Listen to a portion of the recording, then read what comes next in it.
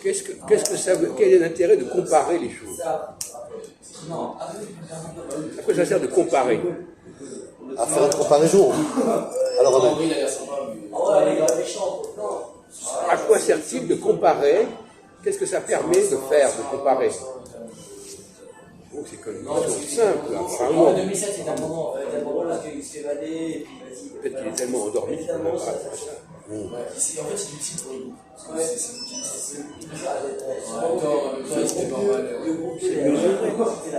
À quoi ça sert? ça sert qu'on n'est pas pareil. Il a des étoiles du savon dans le crâne. Il ne se touche pas. D'ailleurs, c'est vrai, dans comparer, il y a pareil. Bon.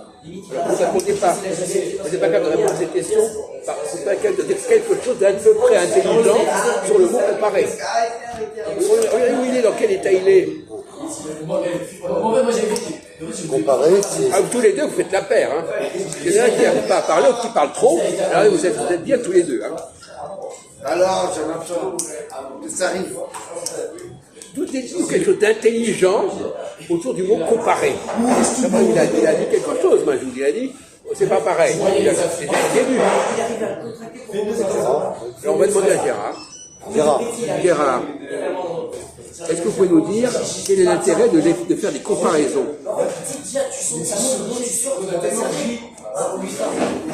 Les comparaisons, on fait quoi? Des comparaisons, à quoi ça sert de faire des comparaisons?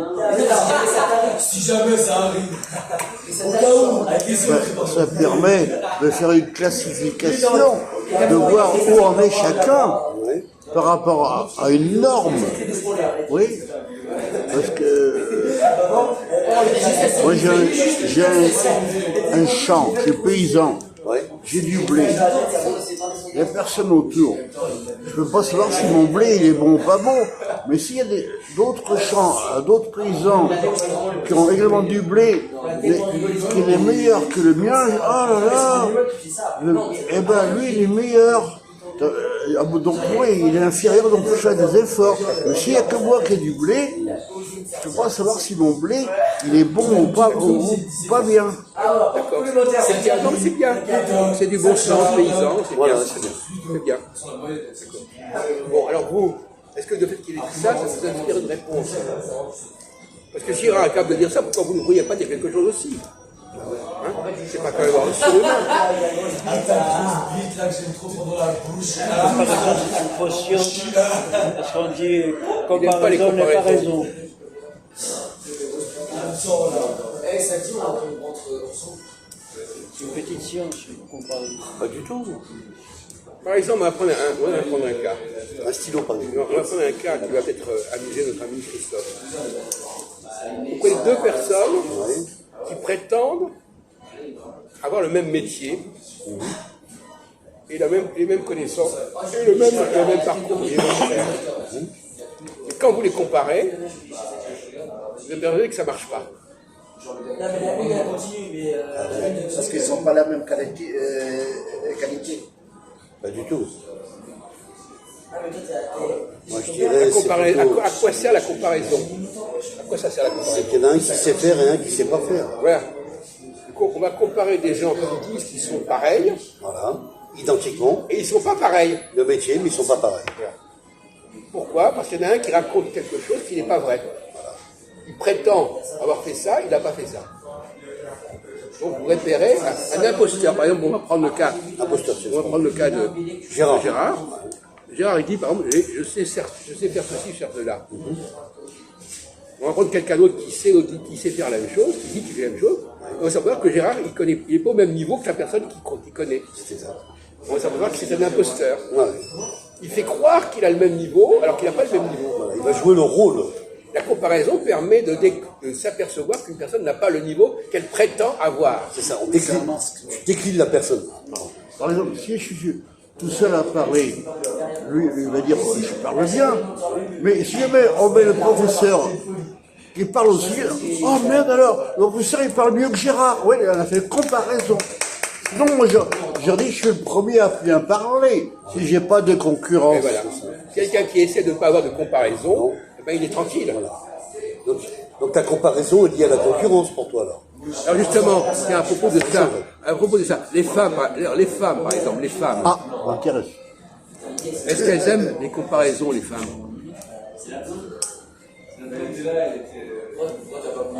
Moi, je pense pas qu'elles aiment les commandements, parce qu'une femme ne peut pas vraiment trancher.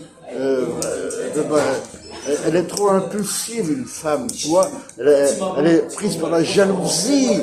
Tu vois, si une femme est meilleure qu'elle, dans la couture, elle dira pas non, les meilleurs.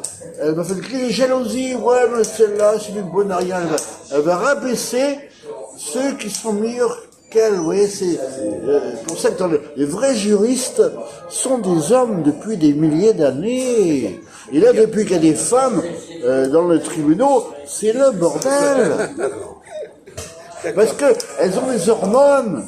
D'ailleurs, c'est marqué dans le Coran. Ça y est. C'est marqué dans le Coran. Vous avez marqué le point, d'accord, c'est bien. C'est bon, terminé. Alors, par exemple, prenons le cas de la Bible.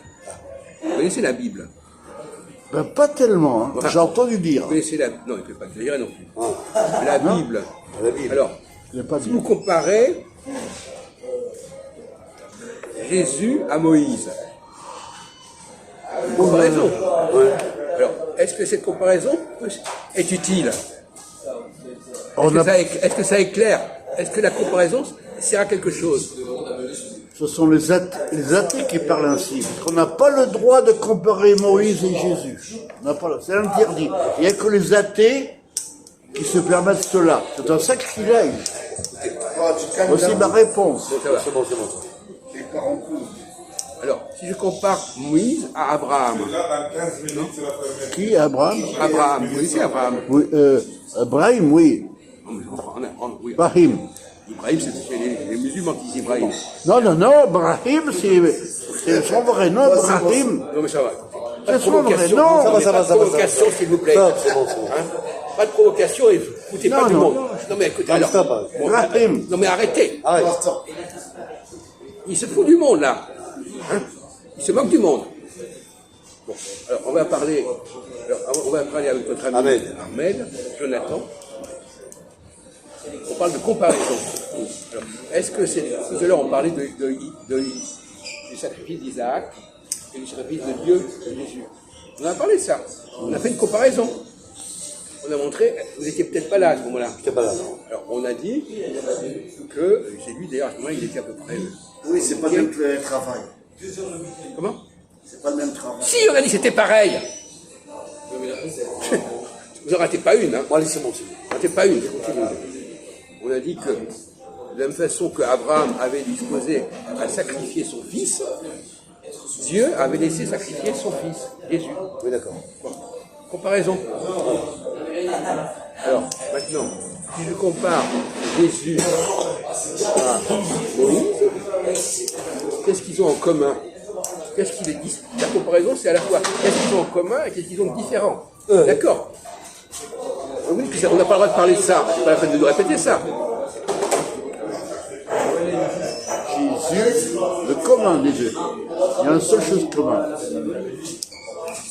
Jésus était de descendance royale, israélite, et Moïse était... était de descendance royale égyptienne. Donc tous les deux, descendance royale. Un égyptien et l'autre israélien. Après, chacun son bordel. Bon, merci. Il y a une petite erreur, mais c'est pas grave. Bon, alors, donc, qu'est-ce qu'il a fait Moïse? Quelle a été l'action de Moïse? L'action, il a reçu. Quelle a été sa mission à Moïse? Il a reçu les 10 commandements. Oui, mais qui est-ce qui lui a donné cette... C'est l'ordre de Dieu, monsieur. L'ordre de Dieu. Ah bon? Oui. Quelle page? Les 10 commandements. Tu as entendu Dieu? Quand? Dieu t'a parlé? Oui, effectivement. Oui, il y a dans le livre de l'Exode chapitre 3, Dieu parle à Moïse. Qui a écrit ce livre? Bon, d'accord. Pour l'instant, on est en train de comparer des textes, on n'est pas en train de savoir qui a écrit. Tu fais de l'espionnage religieux, toi, t'es qui pour juger Pierre-Paul Jacques qui a écrit ça, qui a écrit ça. ce livre. Toi, t'as écrit quoi, toi? T'as rien Vous écrit? arrêtez, là. Non, mais- T'as rien écrit? Alors tais-toi maintenant. hein. Tais-toi, Vous c'est êtes bon. tranquille. Toi, t'as rien écrit. Bon, Tu te tais. il n'a pas tort. Il n'a pas tort, mais c'est oui. pas le sujet. C'est pas le sujet. Il n'a pas le tort, mais c'est pas le sujet. Ah non. C'est une digression. C'est une digression. On n'est pas en train de savoir qui a écrit quoi. On est en train de dire que le récit, ils sont là, on les compare. Alors, qu'est-ce qu'il y a de commun entre la mission vers qui Moïse a été et vers qui Jésus a été? Voilà. Est-ce que quelqu'un peut répondre? Vous avez quelques connaissances dans ce domaine. Oui, je m'en rappelle pas. Il est allé vers qui, Moïse? Vous le savez très bien. Il ne se rappelle pas. Il est allé vers qui? À qui il a donné les commandements, etc. Les Juifs, le peuple juif. Non? Non? Peu importe. Il a été envoyé vers un peuple. Un peuple, ouais. Un peuple. Bon. Et Jésus, il a été envoyé vers... Ouais. Je prends pas le Vers nom. Dieu. Non. Pitié! Un autre peuple. Vous dites que n'importe quoi. Mais c'est n'importe quoi. Oui. Vas-y, Gérard. Jésus, Moïse. Nous on dit Moïse, mais c'est pas son nom. Mais on s'en fout, Moshe, c'est pas... On s'en fout. Rentre pas dans le détail. De par son autorité royale, il a permis... Qui? Jésus ou Moïse? Moïse. Non, il n'a pas... Vous dites c'était Jésus qui était royal, pas Moïse. Ah si, c'est un prince égyptien. Ah d'accord, bon si vous voulez. Bah, non, il a été Moi, reconnu je- par hey, les Égyptiens. son vrai nom, T'as reconnu par les Égyptiens. c'est Mos. Mos, ça veut dire Égypte. D'accord. Bon, d'accord.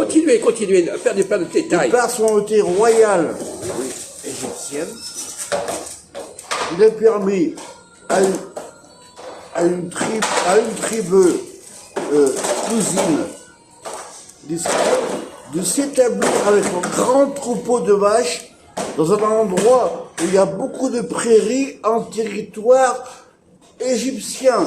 Donc, il a officialisé la présence des tribus israélites et faire prospérer ce peuple, parce que là-bas, au royaume d'Israël, il n'y a plus assez de pâturage. Oui, mais c'est très important. Mais non, mais vous, alors, ça. je suis désolé, Grâce à son vous autorité. n'avez rien compris. Vous n'avez rien compris, c'est Joseph qui a fait ça. C'est pas Moïse. C'est Joseph déjà. Non, mais je suis désolé, vous comprenez les périodes, les siècles, etc. Bon, alors, ouais, alors, il a beaucoup à apprendre. Hein. Voilà, il confond. C'est Joseph qui a permis aux Hébreux de s'installer en Égypte, c'est pas Moïse. Moïse, c'était 2 siècles après. Bon, bravo. Oui, heureusement. Vous avez raison, il a raison de dire, s'il est tout seul, on le croit, mais s'il est en face de moi, il est Comparaison. il est foutu. Comparaison. Voilà. Et oui, on a un exemple de comparaison. Voilà. Voilà. Ben, avec moi, ça passe pas. Un exemple de comparaison. Voilà. Son bluff ne passe pas. Alors, donc, on revient à la question. Moïse, il est envoyé. Alors, Jésus, il est envoyé vers qui? Il va vers qui, Moïse? Jésus, il va vers qui? Il s'adresse à qui, Jésus? À qui il s'adresse? Oui. Un peuple. Eh ben, À quel peuple? à tous les peuples. Non. Au début, il dit. Ça lui a permis Non. d'avoir du monde. Non. peuple, Jésus dit, au départ, je vais m'occuper de qui? Les Juifs. Ah ben ça, je n'ai pas entendu Eh ben parler. oui, mais vous avez des lacunes énormes. J'ai pas entendu parler. Alors de ça. vous avez... il s'occupe de qui, Jésus, au début? Vous le savez, vous? Non, même pas non plus. Il s'occupe des tribus Oui, c'est ça. d'Israël, Voilà. des tribus du nord, de Galilée. Voilà. Ah ben attention, Tribu d'Israël du Nord. Le seul- J'allais dire du peuple Nord. le seul qui avait le droit de s'occuper du peuple d'Israël, c'est le roi en poste à Jérusalem.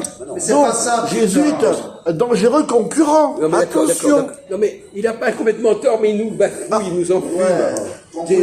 Il dit un truc à peu près. Il a un truc connaissant là et il va. pioché, puis Attention. après, Et vous êtes un fumiste. Voilà, vous êtes un fumiste. Bon, alors, Jésus, il dit, je suis venu pour les tribus perdues, les brebis perdues de la maison d'Israël.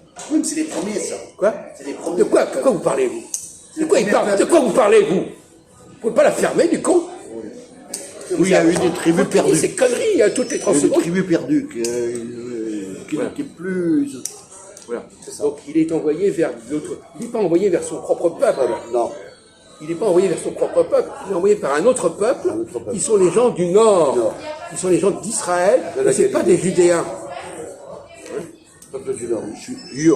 D'ailleurs, le mot Yud Babylone. vient de Judée.